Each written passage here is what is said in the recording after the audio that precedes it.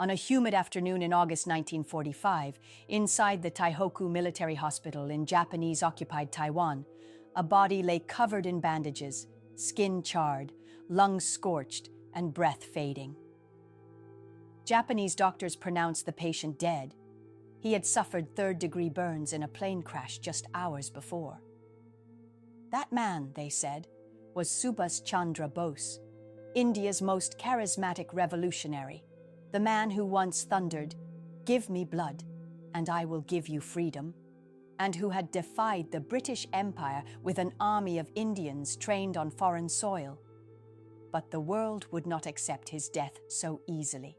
No official photograph of the body was ever released. No proper autopsy was ever shared with the Indian public. No remains were returned to India, and thus began one of the greatest unsolved mysteries in Indian history, the enigma of Netaji's death. Officially, it was announced that Bose died in a plane crash on August 18, 1945, after his overloaded Japanese bomber crashed on takeoff from Taihoku, now Taipei.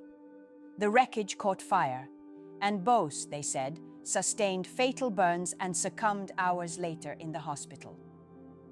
Japanese soldiers later cremated the body, and the ashes were sent to Tokyo's Renkoji Temple, where they remain to this day. Yet, from the very beginning, doubts were raised. There were no eyewitnesses from Bose's own camp. The British, though happy to announce his death, remained suspiciously unconvinced in their internal reports. And the Indian public, devoted, emotional, and desperate to believe in their hero, refused to accept that he was gone. Whispers of survival began almost immediately. Some said he had escaped the crash using a double. Others believed the Japanese had staged the accident to help Bose flee to the Soviet Union. In Bengal, where he was revered like a demigod, people refused to mourn, convinced that Netaji would one day return. The government had not declared him a war criminal, despite his alliance with the Axis powers. Unlike Gandhi or Nehru, Bose had forged his path through fire, resigning from the Indian National Congress, traveling covertly through Afghanistan, seeking Hitler's help in Europe, and finally organizing the Indian National Army, INA, in Southeast Asia with Japanese support. His daring, brilliance, and unwavering commitment to complete independence had earned him millions of loyal followers. To them, a fiery death in a distant hospital seemed not only unheroic, it felt incomplete. Over the decades, 3 government-led inquiries tried to settle the matter. The first was the Shah Nawaz Committee, 1956, which concluded that Bose had indeed died in the crash, based on testimonies from Japanese doctors and Indian officers present in Taiwan. But critics pointed out that many of those testimonies were contradictory, vague, or second-hand. The second, the Khosla Commission, reaffirmed the death, but again failed to produce physical evidence. No remains, no crash site photographs, and no verifiable autopsy reports. Then came the Mukherjee Commission of Inquiry, which for the first time visited Renkoji Temple, spoke to Taiwanese authorities, and reviewed classified documents. In its final report, Justice Mukherjee rejected the crash theory outright. He noted that no crash involving a Japanese bomber had occurred in Taihoku on that date, that Taiwanese hospital records made no mention of Bose, and that the cremation site was never identified. Yet, in a baffling move, the Indian government rejected the findings. The mystery only deepened. But what made this mystery so enduring, so potent? Perhaps it was Bose's mythical persona, a man who had renounced comfort and diplomacy for raw resistance. Perhaps it was because he had left no last words, no farewell, no grave. Or perhaps it was the flood of strange sightings and stories that followed his death. Over the years, intelligence agencies received dozens of reports of a man resembling Bose seen in Soviet Russia, China, and even Tibet. British archives revealed that MI6 believed Bose might have fled to the USSR to seek Stalin's support after Japan's defeat. In 1946, the British government sent classified memos urging further surveillance in case Bose resurfaced. Even Stalin, when asked by Indian officials years later, reportedly gave a vague, evasive answer about Bose's fate. None of these leads were followed up with conviction.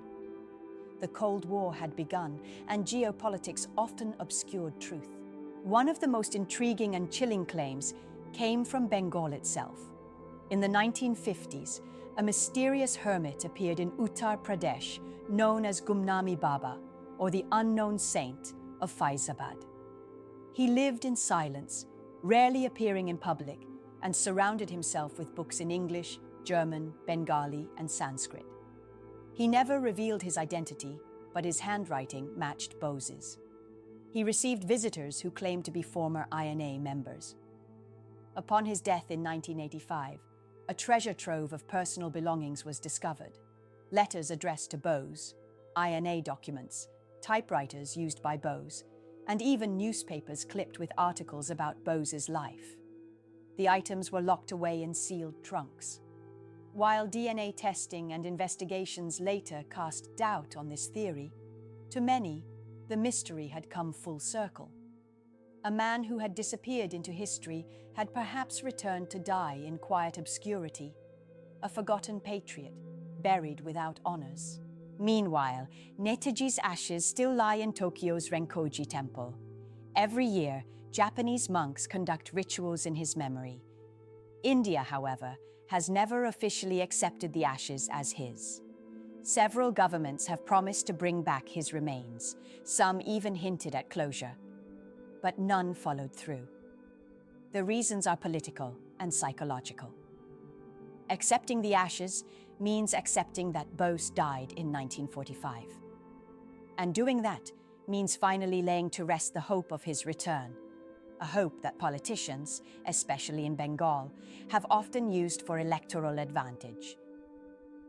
Bose's name carries weight. Roads, schools, and sports stadiums bear his name. Every few years, a political party promises to uncover the truth. Files are declassified in batches, always incomplete, always tantalizing. In 2016, the Modi government declassified over 300 files, but none conclusively proved or disproved the plane crash theory. The enigma remained intact. But perhaps the most tragic part of the story is not the mystery, it's the neglect. While India builds statues and memorials to Netaji, successive governments did little to honor the INA veterans who fought under him. These men and women, drawn from Malaya, Burma, and Singapore, left everything behind to join the cause of freedom. After the war, many were jailed or impoverished, their contributions ignored in the official narrative that favored non-violence and diplomacy. The Red Fort trials of 1945-46, where INA officers were prosecuted by the British, sparked mass protests in India and united Hindus, Muslims, and Sikhs in rare harmony. Yet, after independence, the INA slowly disappeared from textbooks. Bose, too, became a token hero, spoken of with admiration, but kept at arm's length from the central nationalist narrative. Why did this happen? The answer lies in ideology and politics. Bose had openly criticized Gandhi, disagreed with Nehru, and embraced militarism. His association with Axis powers, though strategic, was used to tarnish his legacy. His vision of India was different, a strong, socialist, secular republic built on discipline and self-reliance. While Gandhi fasted, Bose fought. While others negotiated, he mobilized an army. Independent India, shaped largely by Nehru's ideals, found it uncomfortable to fully embrace a man who didn't fit into the narrative of moral high ground. And so he became a portrait on the wall, respected but unresolved. Today, as India debates nationalism, Bose's name is once again invoked. But rarely is the complexity of his life discussed. Rarely is the question of his death treated with the seriousness it deserves. Instead, it becomes a political tool, a controversy to stir, not a wound to heal. The files remain redacted. The ashes remain in Tokyo. the family remains divided. Some want the ashes brought home, others demand DNA testing or independent inquiry. And the people, still curious, still devoted, wait for answers. But what if there are no answers? What if Netaji did die in that crash? Or what if he chose exile, disillusioned by what India had become? Would that make his sacrifice any less? Would it diminish the millions who rallied behind him, chanting, Azad Hind Zindabad? History, after all, is not just about facts. It is also about memory. And in India, memory often resists closure. In Kolkata, every year on January 23rd, Netaji's birthday, flowers are laid at his statue on Red Road. Children dress up in military caps. Old men salute with misty eyes. The chants ring out again. Tum mujhe khoon do, main tumhe azadi dunga. Yet as the echoes fade, so does the clarity.